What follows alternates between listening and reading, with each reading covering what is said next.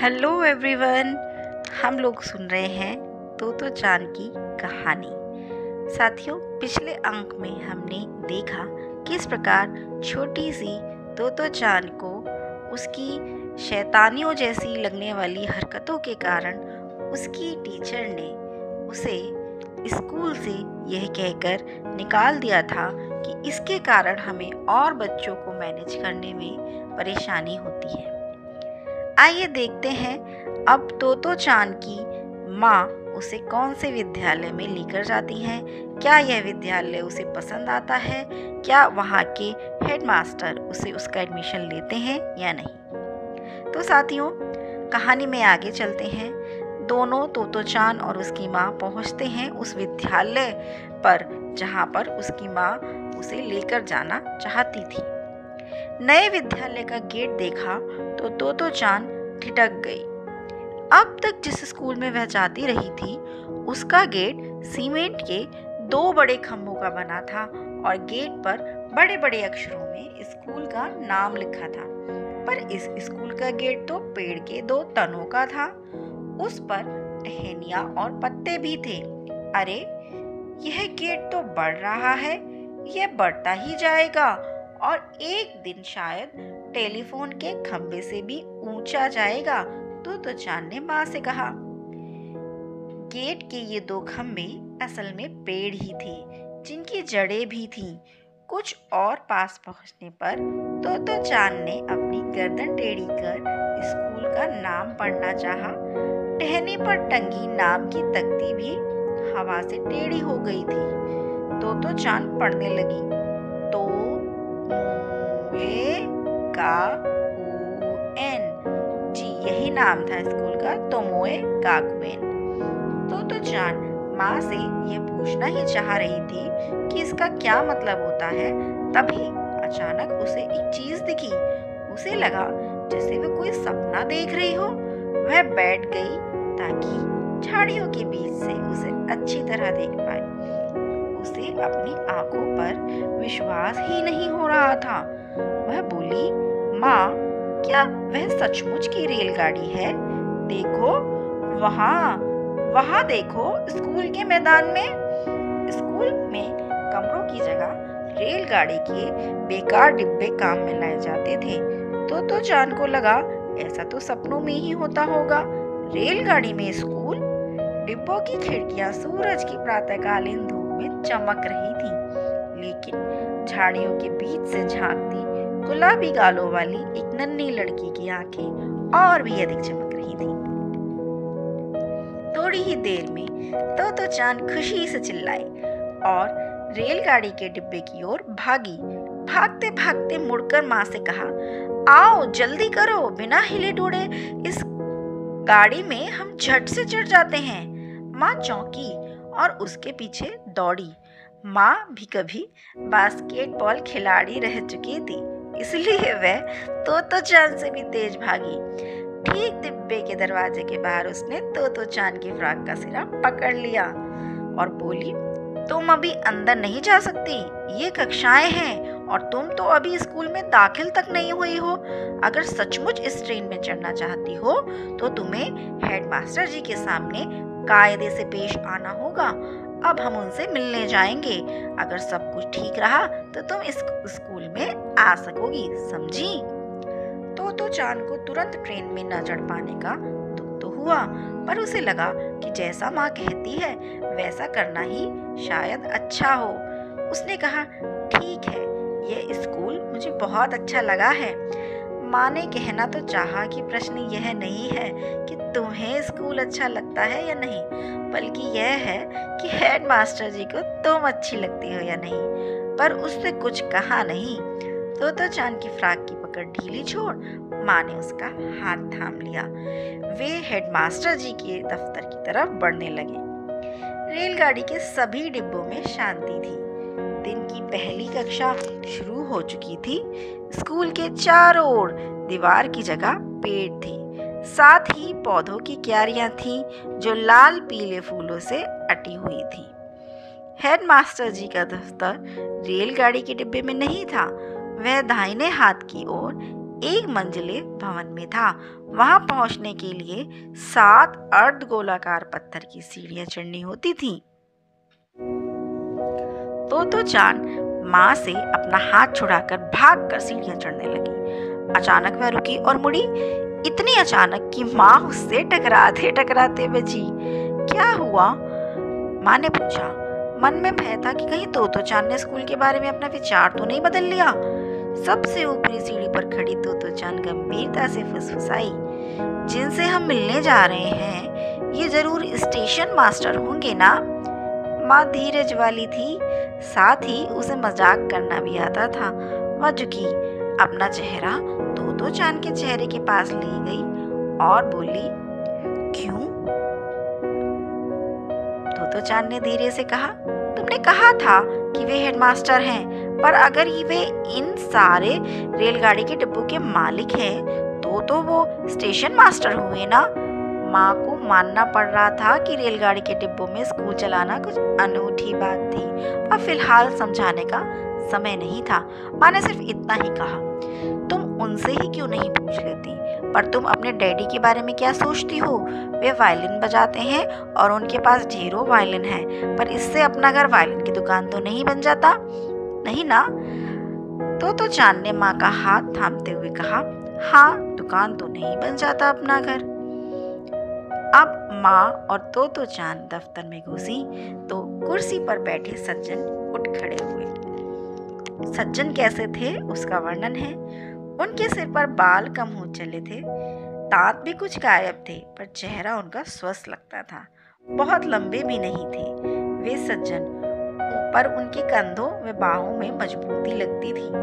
उन्होंने काले रंग का एक घिसा पुराना सा 3-piece सूट पहन रखा था। जल्दी से झुककर तो चांद ने नमस्ते की और तब उत्साह से पूछा, आप स्कूल मास्टर हैं या स्टेशन मास्टर? माँ अकुलाई, पर इसके पहले कि वे कुछ सफाई देती, सज्जन हंस पड़े और बोले, मैं इस स्कूल का हेड मास्टर हूँ। तो चांद की खुशी का ठिकाना ना रहा। मुझे बड़ी खुशी हुई क्योंकि मैं अब आपसे कुछ मांगना चाहती हूँ। मैं आपके स्कूल में पढ़ना चाहती हूँ। हेड मास्टर जी ने तो चांद को कुर्सी पर बैठने को कहा, फिर माँ की ओर मुड़कर बोले, अब घर जा सकती हैं आप, मैं तो चांद से बात करना चाहता हूँ। तो चांद को थोड़ी सी उलझन हुई, पर उसने सोचकर देखा तो लगा कि सामने बैठे सज्जन से बात करना उसे बुरा नहीं लगेगा। तो मैं इसे आपके पास छोड़े जा रही हूँ, माँ ने भी बड़ी बहादुरी के साथ कहा और दफ्तर से निकलकर दरवाजा बंद कर दिया। हेड मास्टर जी ने कुर्सी खींची और तो चांद की कुर्सी के सामने रखी। जब दोनों आमने सामने बैठ गए तो उन्होंने कहा, अब तुम मुझे अपने घर के बारे में सब कुछ बताओ, कुछ भी जो तुम बताना चाहो बताओ, जो मुझे अच्छा लगे वह बताऊं। तो चांद ने कहा। तो चांद ने सोचा था कि वे प्रश्न करेंगे और उसे उत्तर देने होंगे, पर जब उससे यह कहा गया कि किसी भी चीज के बारे में बोल सकती हो तो उसे बहुत अच्छा लगा। वो बोलने लगी। उसने जो कुछ कहा वह था तो काफी गड़बड़, लेकिन अपनी पूरी ताकत से वो बोलती गई। उसने हेडमास्टर जी को बताया कि जिस ट्रेन पर चढ़कर वे आए थे वह कितनी तेज चली थी। उसने बताया कि उसने टिकट बाबू से कहा था कि वे उससे टिकट ना लें, पर उन्होंने उसकी बात नहीं मानी। उसने बताया कि दूसरे स्कूल की शिक्षिका कितनी सुंदर है, अबाबिल का घोंसला कैसा है, उसका पूरा कुत्ता रॉकी कैसे कैसे करिश्मे दिखा सकता है। उसने बताया कि वह कैंची मुंह में डालकर चलाया करती थी, और उसकी शिक्षिका ने उसे ऐसा करने से मना किया था क्योंकि उन्हें डर था कि कहीं दो चांद की जीभ न कट जाए, पर वह फिर भी वैसा करती रही। उसने बताया कि नाक कैसे सिनक लेती है क्योंकि उसकी बहती नाक अगर माँ देख लेती है तो उसे डांट लगाती है। उसने बताया कि पापा कितने अच्छे तैराक हैं और गोता भी लगा सकते हैं। वह लगातार बोलती गई। हेडमास्टर जी कभी हंसते, कभी सिर हिलाते और कहते, अच्छा फिर। तो चांद इतनी खुश थी वह आगे बोलती जाती। बोलते बोलते आखिर उसके पास बोलने को कुछ भी नहीं बचा। अब उसका मुंह बंद था, पर वह अपने दिमाग पर जोर डाल रही थी, सोच रही थी कि आगे क्या कहे। हेडमास्टर जी ने पूछा, मुझे और कुछ बताने को तुम्हारे पास क्या कुछ भी नहीं है?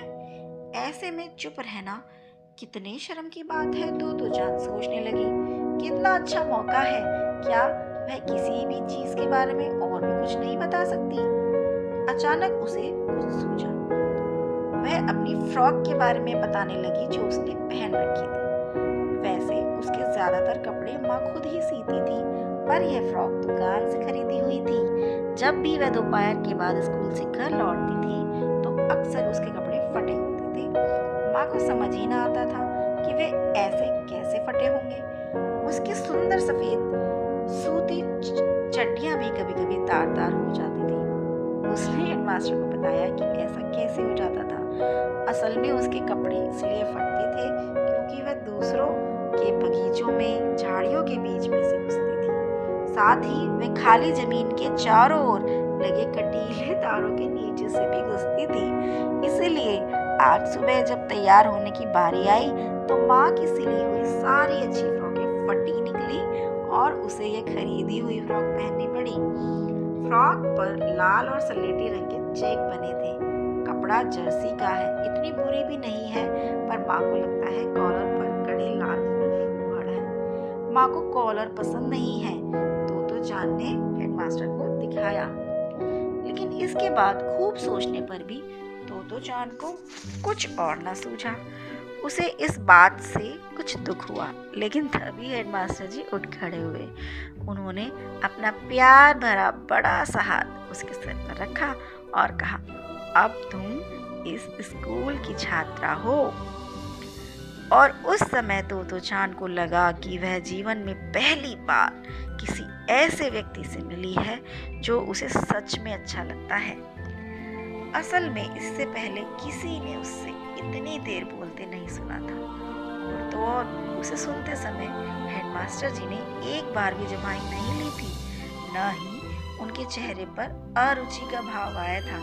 शुरू से अंत तक उन्हें सुनना उतना ही अच्छा लगा था जितना कि उसे बोलना।